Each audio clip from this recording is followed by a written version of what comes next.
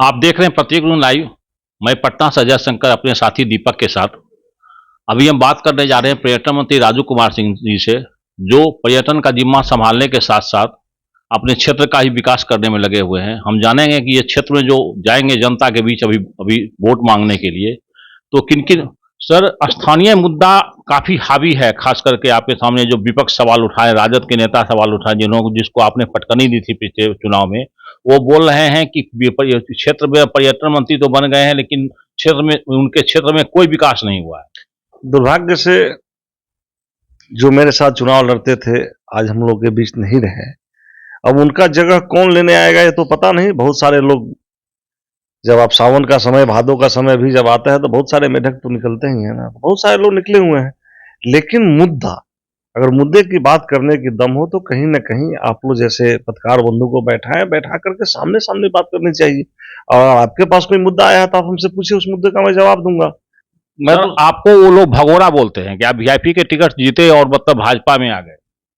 अब पता नहीं कौन भगोड़ा बोलते हैं कौन नहीं करते हैं। वीआईपी उस समय भारतीय जनता पार्टी के साथ, एनडीए के साथ मिलकर चुनाव लड़ रही थी, और मेरा अपना जो राजनीतिक में करने ही आया था आरजेडी के खिलाफ। मैं बाहर दुनिया के विभिन्न हिस्सों में, दूसरे देशों में रह के अपना काम करता था। यहाँ आरजेडी के जब हुकूमत चल रही थी, जंगल राज चल रहा था, उस जंगल राज के खिलाफ मेरा यहाँ आना हुआ। और उसके बाद में मैं 4 बार चुनाव जीता, विभिन्न पार्टियों से जीता, लेकिन वो पार्टियां नहीं थी। हमारा पार्टी अब एनडीए है। मैं कभी भी एनडीए गठबंधन के साथ ही चुनाव जीता हूं, और एनडीए गठबंधन में मैं कहीं भागा नहीं। जब तक एनडीए में रहे हमारे माननीय नेता मुकेश सहनी जी, मैं एनडीए में था। वो एनडीए छोड़ के चले गए तो मेरा तो बेस एनडीए है, ग्राउंड एनडीए है, मैं एनडीए में हूं। सर, आपको आपराधिक छवि कभी बताते हैं विपक्षी लोग, क्योंकि आप पे 10 से अधिक मुकदमा दर्ज है, ये ऐसा बोलते हैं। एक भी कोई ऐसी मुकदमा नहीं है जो कोई अपराध का मुकदमा। अपराधी उसको कहा जाता है जो अपने हित में कोई अपराध करे। अपराधियों को शांत करने के लिए इस तरह के हजारों मुकदमा होंगे तो राजू सिंह पीछे नहीं हटेगा। राजू सिंह अपराधियों को शांत करना जानता है, और शांत करता है, और शांत करता रहेगा। स्थानीय मुद्दे बहुत हावी हैं सर, खास शिक्षा के क्षेत्र में। एक डिग्री कॉलेज बनने के बाद दूसरी डिग्री कॉलेज अभी तक नहीं बन पाई। आप पहले ये बताइए तो किस विधानसभा में, जो ग्रामीण इलाके का विधानसभा हो, वहां पे आपको इंजीनियरिंग से लेकर के टेक्निकल पढ़ाई के साथ साथ बीएड की पढ़ाई हो, सब हो। हमारे साहेबगंज विधानसभा में एक नहीं, 2-2 डिग्री कॉलेज है, और 4-4 कॉलेज ऐसे हैं, वो प्राइवेट हैं, वित्त रहित हैं। और एक कॉलेज ऐसे हैं, सीएन साइंस कॉलेज, जहाँ पे आपको विभिन्न फैकल्टीज की पढ़ाई हो रही है। अभी वहाँ पे फिर मैं राज्यपाल महोदय को लेके जाने वाला हूँ, वहाँ पे फिर फूड टेक्नोलॉजी वगैरह की पढ़ाई लाने वाला हूँ। हमारा विधानसभा ग्रामीण इलाके का विधानसभा है, और उस विधानसभा की आप तुलना कर सकते हैं आस पड़ोस की विधानसभा से। आस पड़ोस की विधानसभा से अगर आप तुलना करते हैं तो मैं समझता हूँ किसी भी फील्ड में, चाहे शिक्षा का क्षेत्र हो, स्वास्थ्य का क्षेत्र हो, सड़क का क्षेत्र हो, पुल पुलिया का क्षेत्र हो, किसी भी क्षेत्र में अपने आसपास की विधानसभाओं से अव्वल जरूर होगा। सर, अतिक्रमण और खास करके ये जल जमाव और जाम को लेकर के काफी आपकी जनता त्राहिमाम में है।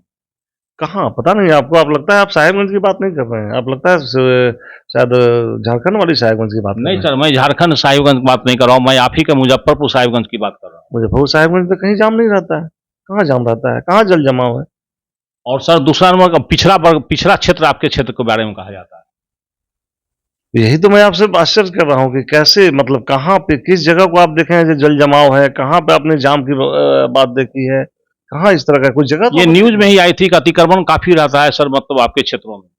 क्षेत्र में, कहीं क्षेत्र में तो एक बाजार मेन रूप से है ही साहेबगंज बाजार, दूसरा है देवरिया। तो आप जानते हैं कि बाजार में अतिक्रमण नहीं बल्कि सड़क के किनारे वो गरीब मजदूरी करने वाले लोग, गरीब लोग फल उल का दुकान रखते हैं, वो लोग रखे हुए हैं। तो वैसे लोग को उजाड़ने से तो काम नहीं चलेगा। और जहाँ पे बात होती है कि हाँ जाम वगैरह लगने की, तो मेरा जहां जहां इस तरह का था जिस बाजार में, वहां मैंने बाईपास बनवा दिया है, इसलिए जाम कहीं नहीं लगती है। क्योंकि मैं तो, आप हो सकता है साल में एक आध बार जाए या किसी से सुने हो, और मैं तो कम से कम पर डे ही 1 दिन 2 दिन बीच करके मैं वहां पे रहता हूँ, कहीं जाम वगैरह नहीं लगती मेरे यहाँ। तो क्या मुद्दे को लेकर के जाएंगे इस बार आप आम जनता के बीच में? विकास, आतंकवाद के खिलाफ, नक्सलवाद के खिलाफ, क्रिमिनलों के खिलाफ, अपराधियों के खिलाफ, और विकास। सर, एक बात और मतलब जो उठ रही है, खासकर विपक्षी लोग तेजस्वी यादव उठा रहे हैं, ये 71,000 करोड़ नीतीश सरकार ने डकार गए, ऐसा कैग के रिपोर्ट में कहा जा रहा है। पता नहीं, आपके द्वारा मुझे पता चला है। और नीतीश कुमार डकारने वाले लोग हैं, कि जो डकार गए हैं उनके पेट से निकालने वाले लोग हैं, आप लोग तो अच्छी तरह से जानते होंगे। नीतीश कुमार जी की सरकार पिछले 20 सालों से चल रही है, एनडीए के साथ सरकार चल रही है, और किस तरह के लोग अगर नीतीश कुमार पर उंगली उठाते हैं तो आप समझ सकते हैं कि उंगली उनके पीछे ही आएगी। और सर, आपके गांव का अंतिम सवाल सर, आपके गांव का 2 गांव ऐसा है आपके क्षेत्र में जिसको कि लेकर के सीमा विवाद हर समय रहता है। कौन सा ऐसा गाँव?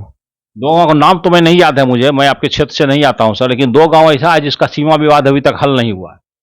मुझे नहीं पता है इस तरह कौन गांव है जहां सीमा विवाद है। एक तो मैं जानता हूं कि चक्की सुहागपुर पंचायत है जो नदी के उस पार पड़ता है, जो छपरा जिला से सटा हुआ है, लेकिन हम लोगों के पंचायत हम लोग पारू प्रखंड में पड़ता है, हमारे विधानसभा के अंदर आता है। ऐसा कोई सीमा से विवाद वाले तो कोई जगह मुझे नहीं दिखता। सर, अंतिम सवाल, अगर 5 साल फिर आपको जनता देती है तो खासकर अपने क्षेत्र के विकास के लिए क्या करेंगे आप? पिछले 20 सालों से जनता मेरे कार्य को देखी है। जब जब ताकत मिलती है, काम में बढ़ोतरी होती है, जिस तरह का लोग मुझे ताकत देगा उस तरह सा काम होगा।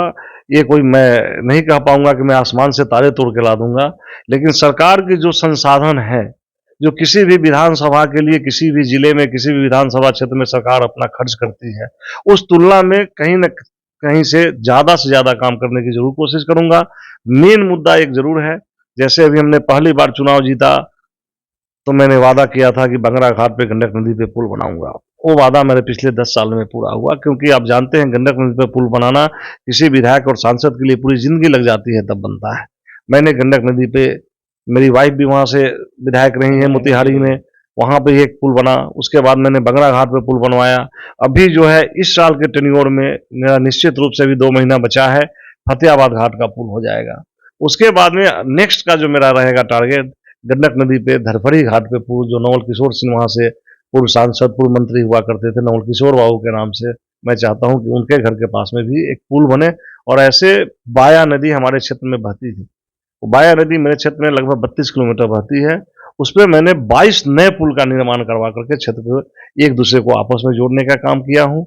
नहरी मेरे यहाँ बहती है लगभग 40 किलोमीटर, सारे नहरियों पर मैंने अनेक पुल बनवाए हैं। अभी भी उस पर 12 पुल बनवाने जा रहा हूँ। इन सब कामों को आने वाले समय में मैं फिर से अपने क्षेत्रवासियों को, अपने लोगों को कहना चाहूंगा कि ऐसा नहीं है कि आने वाले समय में मैं कुछ ऐसा बोल दूं कि आकाश से तारे तोड़ के ला दूंगा, ऐसा नहीं है। लेकिन वो इस बात के लिए जरूर निश्चिंत रहें कि अन्य क्षेत्रों की अपेक्षा आपके यहाँ हर क्षेत्र में ज्यादा काम जरूर होगा। धन्यवाद। ये थे पर्यटन मंत्री राजू कुमार सिंह। ये विस्तार से बता रहे थे कि मैंने अपने क्षेत्र का चौतरफा विकास किया है। ऐसा कोई क्षेत्र नहीं है जिसमें मैंने काम छोड़ा है, और जनता अगर मुझे इस मौका देती है तो मैं ये तो नहीं कहूंगा कि आकाश से तारे तोड़ के ला दूंगा, लेकिन चौतरफा विकास जरूर होगा, अन्य विधानसभा से अधिक विकास होगा। तो ये विस्तार से बता रहे थे अपने क्षेत्र के बारे में। आप देख रहे हैं प्रत्येक लाइव। नमस्कार।